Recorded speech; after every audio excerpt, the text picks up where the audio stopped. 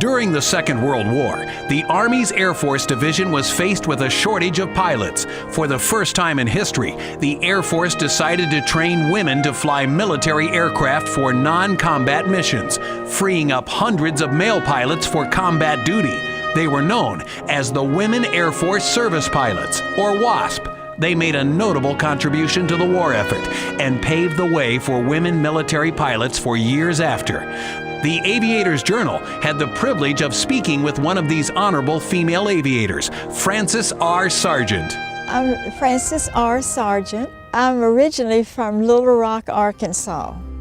I started flying in Atlanta, Georgia, where my family was, and my father had taken me to see the airport, and I thought that was interesting.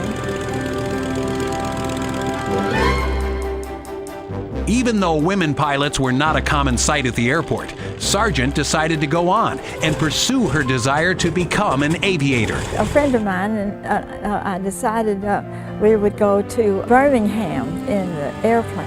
And it was so exciting. When I got back, I thought, I just got to fly. I don't know what made me do that, but that's what I did. With the memory of her first flight still fresh in her mind, Sargent went to the local airport where she enlisted the help of a local airline pilot who willingly educated her in aviation, even though it was against regulation. Soon after, Sargent received her pilot's certificate. After I had gotten my pilot's license, the Navy needed women because the men had to go away. Since I had the pilot's license, I didn't have the 200 hours, but I did have the license. Then they started having the women in the Air Force, so I was one of the early people in the Women's Air Force Service Pilot. Once we were accepted, we went to Sweetwater, Texas, for our flight training, and that took 6 months.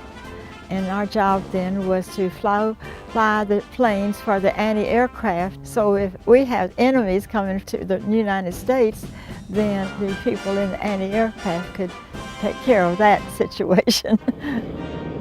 I was in the service about 2 years, and then they disbanded the Women's Air Force Service Pilots because the men were coming back from Europe and they needed their jobs back. As the war ended, the need for pilots declined and the WASP units were disassembled.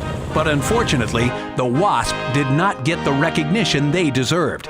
It took 30 years, but in 1977, Congress finally gave these women honorable discharges and declared them veterans. Oh my goodness, look at this. This is when I was in Sweetwater, Texas. This is the first day. It was so cold. It was February, and look at all of this warm coat and jacket and everything, and it was very cold. But we were so happy. You can see how happy I was. I think anybody should try flying if they like it, because it's just a wonderful thing. So it opens a lot of wonderful ideas for young people and young ladies too, even though not too many ladies that do it, but the ones that do it are very, very good. We salute the Women Air Force Service Pilots for their efforts, dedication, the sacrifices they made for their country, and for the legacy they leave behind.